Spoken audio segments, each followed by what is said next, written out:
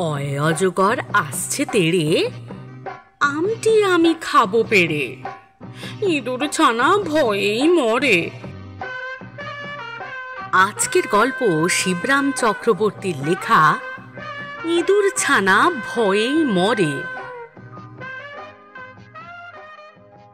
ধরলে কুমির ছাড়ে, কিন্তু ধরলে ছাড়ে না স্ত্রী। বুঝলি রে গোকুল? বিখ্যাত দ্বিজেন্দ্রলাল ব্যাখ্যাত সর্বশাস্ত্রের সার তত্ত্ব ভাইয়ের কাছে বিস্তার করার চেষ্টা পাচ্ছিল গোলক। বিয়ে না করলে কি ছাড়া নাচে তুমি ভাবো? দাদার কথায় সায় দিতে পারে না গোকুল। বলে সর্বশাস্ত্রী বলে শুরু করে শেষে গিয়ে না স্ত্রীর সঙ্গে মহাকবি যেমন মিলিয়েছেন সেই রকম অদ্ভুত মিল ছিল দুই ভাইয়ের। মাথার চুল থেকে পায়ের নখ অবধি একই ধাঁচের চোখ, মুখ, হাত পা নাড়া পর্যন্ত, না রোগা না মোটা, এক কিসিমের চেহারা। মাথা ভরা কোকড়া চুল দুই ভাইয়েরই, কোথাও কোনো বৈলক্ষণ্য নেই। এমনকি টেরির তারতম্য থেকেও যে কে রাম কে লক্ষণ টের পাওয়া যাবে তার জো নেই গো। আওয়াজ অব্দি এক। কেবল গোলকের কপালের রেখা গুটি কয়েক বেশি বুঝি, সে বিবাহিত। ভাইয়ের কথায় গোলক হাসে। ছেলে মানুষ, নারী চরিত্রের কি বা জানে, আর পৃথিবীরই বা কতটুকু? তার মতো জানবার কথা নয় তার। হাজার হোক, বয়স তো ছোটই। তার চেয়ে অনেক অনেক সেকেন্ড পরে সে পৃথিবীতে এসেছে।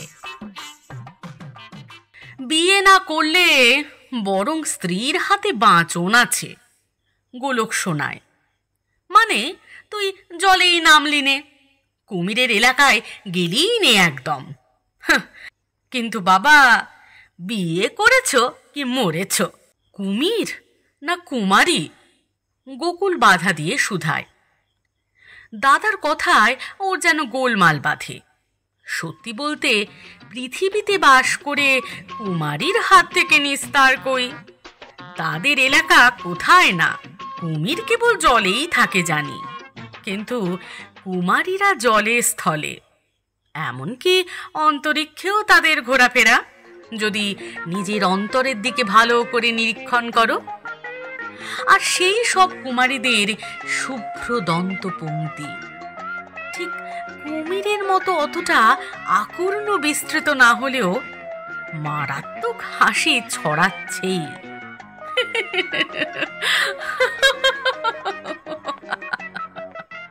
হ্যাঁ, কি কথা! বিয়ের আগে যে কুমারী, বিয়ের পরে সেই কুমির। তাহলে আর আছো কোথায়? ঘরে বাইরে যেখানেই যাও না, যেদিকেই পা বাড়াও, ভূভারতের সর্বত্রই ওরা। পদে পদে বিপদ তোমার। ভারতবর্ষের ইতিহাস ভূগোলের মতোই, বুঝলে দাদা? কাঞ্চনজঙ্ঘা আর কন্যাকুমারী দিয়ে বাঁধাই। কাঞ্চনের কথা তুললি আবার? দাদার মুখ বেজার হয়। ওর নাম করিস নে, শুনলেই আমার বুক কাঁপে। বুক কাঁপলে আর করছো কি? কামিনী কাঞ্চন তো তুমি ছাড়তে পারবে না। আপিস বন্ধ করে বাড়ি তো তোমায় ফিরতেই হবে এক্ষুনি।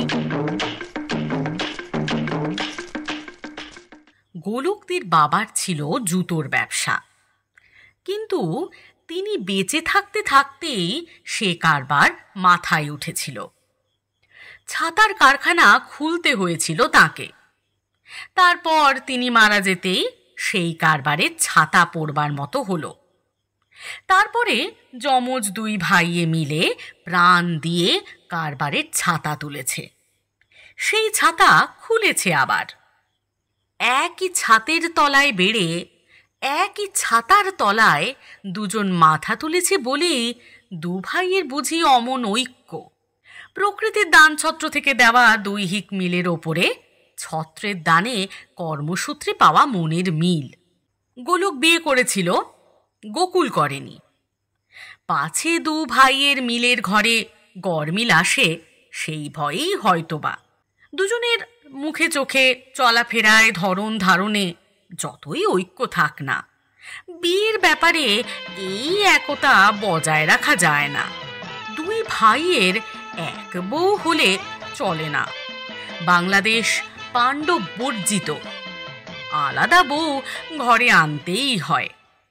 আর স্ত্রী থেকেই অনৈক্য, গেরো বাড়ে, গেরস্থালি পৃথক হয়। একান্নবর্তী পরিবার শুধু পরিবারের জন্যেই ক্রমে 52বর্তী হয়ে দাঁড়ায়। কখনো কিছুর জন্যেই ভাইয়ের সাথে পার্থক্য না হোক, বোধ করি সেই বাসনাতেই বিয়ে করেনি গোকুল। পৃথিবীতে একসঙ্গে এসে এক ছাতার এবং এক ছাতের তলায় থেকে এক যাত্রায় পৃথক ফল কেন হবে? বিয়ে করে মস্ত ভুল করেছে জানত গোলক। ঘরের বাহির হলেই আরও যেন বেশি করে জানত। কারখানার আপিস ঘরে বসে প্রত্যহই সেই তত্ত্ব নতুন করে জানাতো তার ভাইকে। কিন্তু ভুল মানুষ করেই, মুহূর্তের মধ্যেই তা ঘটে যায়। তারপরে যতই না সেই অঙ্ক কষ, সে আঁক কিছুতেই আর মেলে না, মিলবার নয় আর। গোলকের অঙ্ক সাইনি সেই ভুল। কিন্তু কাঞ্চনের চোখের সেই চাউনি বিয়ের আগেকার মনে করলে এখনো বুঝি টনক নড়ে। গীতের ভাষা আর গীতার ভাষ্য একাধারে সেই চোখে। ক্লাইবং মাস্ম গমঃ পার্থ বলে অর্জুনকে ত্যক্ত করে তুলতে শ্রীকৃষ্ণকে যত না অনুস্বর খরচ করতে হয়েছিল, তার যে ঢের কমে কাঞ্চন শুধু একমাত্র আঁখি স্বরেই তাকে সেরেছে, তাকে বধ করে নিজের প্রাপ্য বরাত নিবোধ করেছে। সে চাউনি অবশ্যই বদলেছে এখন, তার ভাষা এখন ভিন্ন, ভাবও আলাদা। তাহলেও এখনো সেখানে সেই গীতার তত্ত্ব, সেই চোখের গর্তে, এক মর্ম থেকে আরেক মর্মান্তিকে, কর্মযোগ থেকে বিষাদ যোগে অনুসৃত। এই যোগাযোগের থেকে বুঝি কোনো দিন তার পরিত্রাণ নেই। গোলক বিষণ্ণ মনে ভাবে এক এক সময়, কিন্তু পরিত্রাণ ছিল।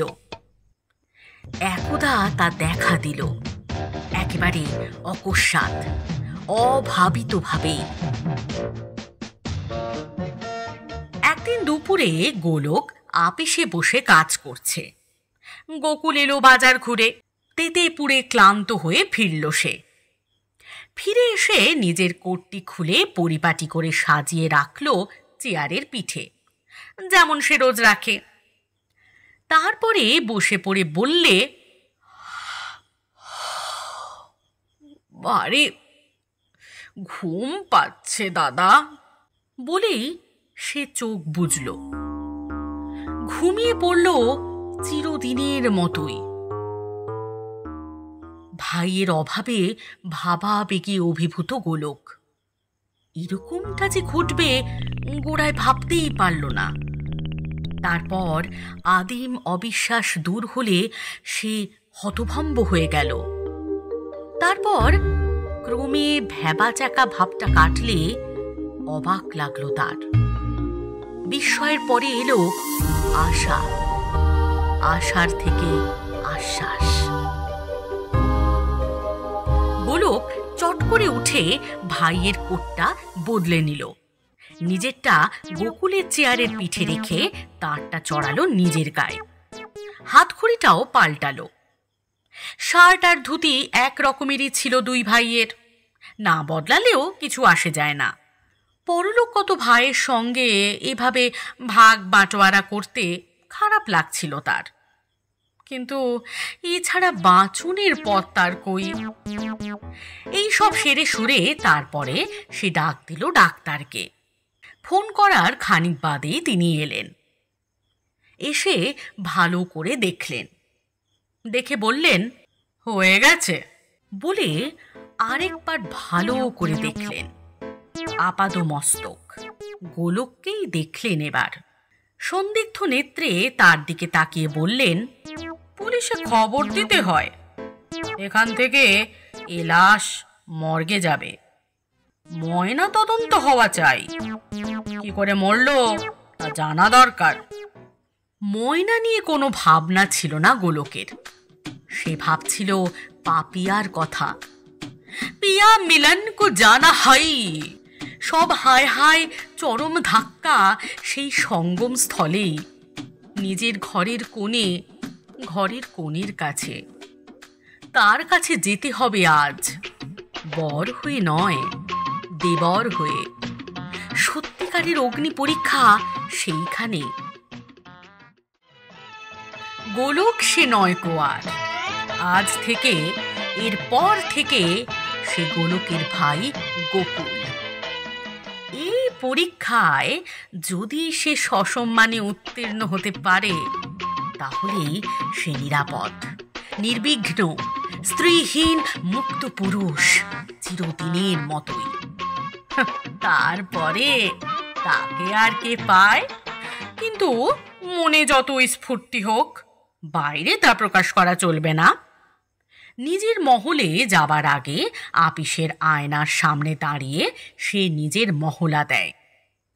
অভিনয় তার নিখুঁত হওয়া চাই, আগাগোড়া একেবারে নির্ভুল। চোখের কোণে একটু জুতোর কালি লাগায়, মুখখানাকে চুন করে। এইভাবে নিজের মুখে চুনকালি লাগিয়ে সে হাসে। কিন্তু হাসি মুখ আর কি সাজে তার এখন? দাদা গোলক ধামে গেছেন, গোকুলপুরী তো এখন অন্ধকার। নিজের মৃত্যু সংবাদ নিজ মুখে দেওয়া যেন কিরকম, আবার সে কথা নিজের কানে শোনা। আশ্চর্য এক অনুভূতি সে বোধ করে। অদ্ভুত অভিজ্ঞতা হবে তার আজ। কাঞ্চন কত কান্নাকাটি না করবে, সে নিজেও কিছু কাঁদবে তো। তার নিজেরই কি এই ভ্রাতৃশোক কম লাগার কথা? রসিয়ে রসিয়ে সমস্তই সে আস্বাদ করতে থাকে আপন মনে, তাড়িয়ে তাড়িয়ে চাখে। ভেবে দেখলে একটু উপভোগ্যই বই কি। কত বন্ধু বান্ধব আসবে আহা উহু করতে। তাদের মধ্যে যার যার মন একটু নরম, হয়তো হয়তো সে অশ্রু সম্বরণ করতে পারবে না। গোলক কত ভালো ছিল, খুব ভালো লোকটা।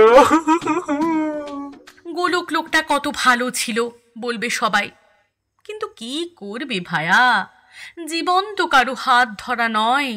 সবাইকেই আমাদের মরতে হবে একদিন। কেঁদে আর কি করবে বলো? বুক বেঁধে নিজেকে শক্ত করো, তোমার বৌদিকে সামলাও, আর যাতে আমাদের স্নেহের গোলকের পরলোকের কাজটা বেশ ভালোভাবে হয় তার ব্যবস্থায় লাগো এখন। তাতেই তোমার দাদার আত্মার তৃপ্তি, তোমাদের নিজেদেরও কল্যাণ। নিজের শ্রাদ্ধ নিজে করা, আর পাত পেড়ে তার ভোজ খাওয়া, আহা কে জানে কতই না আরামের। কড়া নাড়তেই কাঞ্চন দরজা খুলল। এত দেরি হলো যে আজ? আমি আমি গোকুল, গোলক বলে অম্লান বদনে। তারপরে ম্লান বদনে শুরু করতে যায়। আপিসে আজ একটা ভারী। ও তুমি তা ঘরে এসো। ওকে বসিয়ে কাঞ্চন এক পেয়ালা চা নিয়ে আসে। চা না, চা থাক বলে সে বিষণ্ণ সুরে টান দেয়। চোখের ওপর রুমাল বুলিয়ে বলে, চা আজ থাক বৌদি। শোনো, তোমার একটা বড় দুঃসংবাদ আছে। কাঞ্চন আপাতমস্তক সপ্রশ্ন হয়ে ওঠে। দাদা দাদা আর নেই, সে জানায়। গোলক তার সাধনোচিত ধামে গেছে, কিন্তু কোন ভাষায় বিষয়টা ব্যক্ত করলে সুষ্ঠু হবে সে ভেবে পায় না। না প্রকাশ করতে পারার লজ্জাটা চক্ষু লজ্জাই হয়তো। চোখে রুমাল দিয়ে ঢাকতে চায়। আর নেই তার মানে? দাদা আজ আপিসে হার্ট ফেল করে হঠাৎ। এর বেশি সে বলতে পারে না, কিন্তু বলার বুঝি দরকারও করে না আর। গোলক চোখ তুলে চায়। দুঃসহ আঘাতটা কাঞ্চন কিভাবে নিল দেখতে চায় বুঝি। পুলিশে এসে দাদার লাশ নিয়ে গেছে। কাঞ্চন তেমন বিচলিত হয় না, শুধু ওর ওষ্ঠাধর কাঁপে একটুখানি। ও ও নেই। অর্থভগ্ন কণ্ঠ হতে বার হয় বারেক। আস্তে আস্তে খাটের একধারে সে বসে পড়ে। খাটের অন্য ধারে বসে গোলক সান্ত্বনার ভাষা খুঁজতে থাকে। গীতার শ্লোকের বাংলা। বৌদি, তুমি কেঁদো না। তোমাকে কাঁদতে দেখলে দাদার আত্মা কখনো সুখী হবে না। কাঞ্চন কাঁদে না। কিছু ভেবো না তুমি। দাদা গেছেন বটে, কিন্তু আমি তো আছি। গোলক বলে আর মনে মনে বাতলায়, বাবা, এত সহজে ফাঁড়া কাটবে, এত শিগগির মুক্তি পাবো ভাবতেও পারিনি। হ্যাঁ, এতদিনে ইতি, সেই ইতি যার পরে আর ইত্যাকার নেই, পুনশ্চ নেই আর। কাঞ্চন চোখ তোলে। তার চোখ তুলে চায়। চোখের তুলে দিয়ে কি যেন আঁকতে চায় গোলকের মর্মপটে। তার চোখের কোণে যেন কোন আগেকার চাহনি। আর সেই চাহনিতে গীতা নয়, গীতাঞ্জলি বুঝিবা। মুক্তি? ওরে, মুক্তি কোথায় পাবে? মুক্তি কোথায় আছে? কাঞ্চন তার কাজ ঘেঁষে আসে, তার চোখের সেই চাওয়া নিয়ে। সেই সর্পের চাহনি গোলকের চোখের সামনে। সেই অদূর দৃষ্টি, সঠিক বলতে চোখের অদূরে সেই দৃষ্টি, যার খপ্পরে পড়ে লোকে তপস্যা আর পয়সা হাতছাড়া করে। মুখ্যু আর মুমুক্ষুরা সমান আত্মহারা হয়। কুমির সুলভ চোখের সেই বশীকরণীতে সে অবশ হয়ে পড়ে, যেমন হয়েছিল অনেক অনেক দিন আগে নিজের কৌমার্য দশায়। ভালোই হলো ঠাকুরপো। কাঞ্চনের গলা থেকে গড়ায়।